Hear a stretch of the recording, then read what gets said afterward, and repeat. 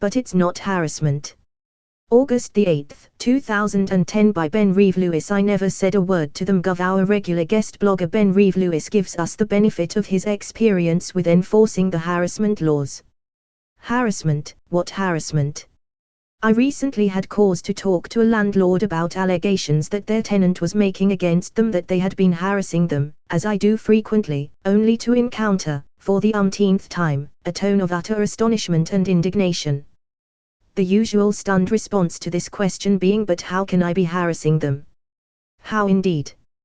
To most people's minds the notion of landlord harassment brings up visions of broken-nosed loan shark types with camel haircoats and baseball bats. The shadow of Peter Ackmer still looms large in people's ideas about landlord harassment, and there are still quite a few of these characters out there. Most landlords aren't that bad, but even the most reasonable of people can find themselves falling foul of allegations of harassment, because it has a legal definition and can be more than just physical violence or threats. Defining landlord harassment, make no mistake about it, harassment of a tenant by a landlord is a criminal offense, despite what most police officers doorstepping a dispute tell the protagonists. But what is often misunderstood is that the prosecution of landlord harassment cases is usually carried out by your local authority, not the police. The law that sets out the definition of harassment in this context is the Protection from Eviction Act 1977, and it says this: the important bits are in bold. The landlord of a residential occupier or an agent of the landlord shall be guilty of an offence if a. he does acts likely to interfere with the peace or comfort of the residential occupier or members of his household, or b. he persistently withdraws or withholds services reasonably required for the occupation of the premises in question as a residence, and, in either case, he knows, or has reasonable cause to believe, that conduct is likely to cause the residential occupier to give up the occupation of the whole or part of the premises, or to refrain from exercising any right or pursuing any remedy in respect of the whole or part of the premises. Pay close attention to the word likely in line 3 there. Originally, when the legislation was issued, it said with intent. The problem was that hardly anyone got prosecuted for harassment because it is legally more difficult to prove a person's intention.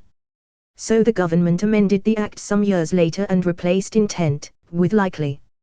So, put simply, the argument is, would it be apparent to a reasonably intelligent person that what they are doing could result in the tenant wanting to give up their accommodation?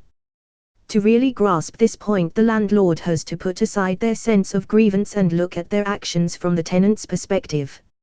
In doing so, a different picture can form.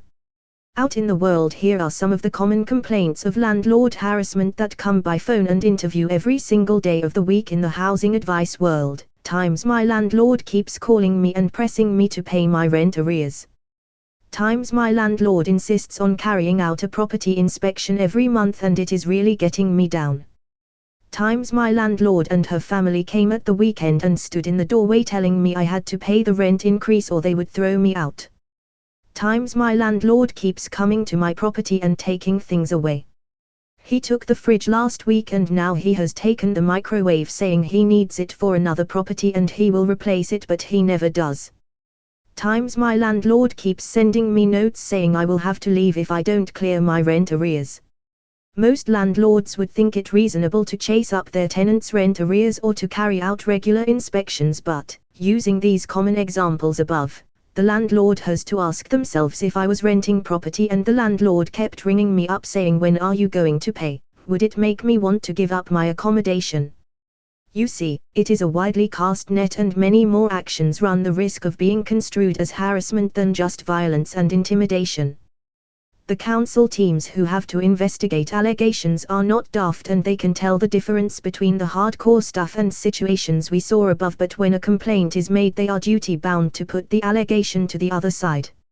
So if you receive a call of this kind, don't be outraged.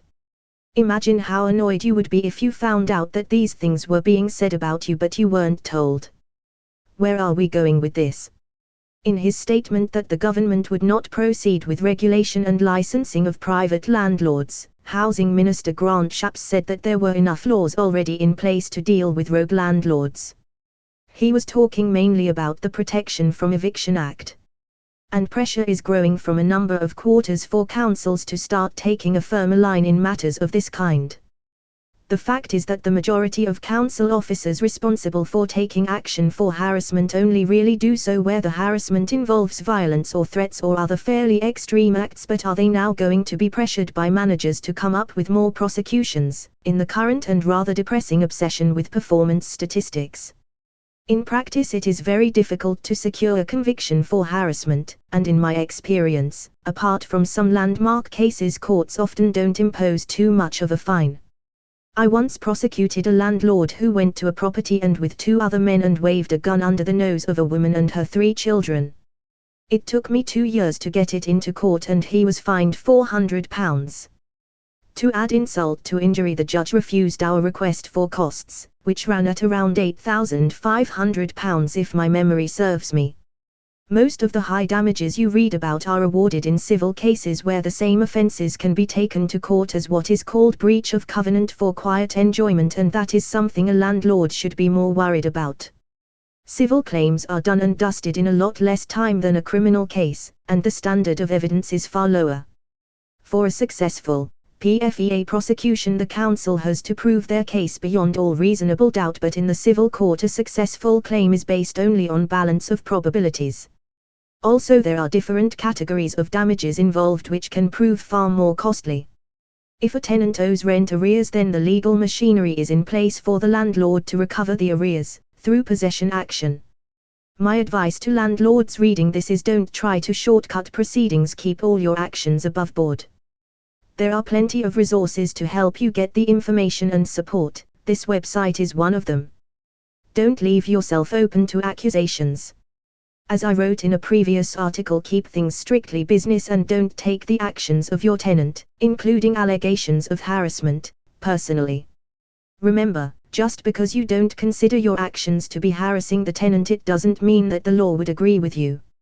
And as I always stress to landlords, how infuriating would it be to take a tenant to court for rent arrears only to have them counterclaim for harassment and end up with you coming out of court owing them money rather than the other way around. Ben Reeve Lewis. Ben Reeve. About Ben Reeve Lewis. Ben was the Tenancy Relations Officer for Wisham Council for 11 years, prosecuting landlords for harassment and illegal eviction. Now he is a freelance housing law training consultant with a more balanced approach, delivering housing law courses for the Chartered Institute of Housing, Shelter, etc. His aim now is to help the housing world work as an interdependent system that benefits all.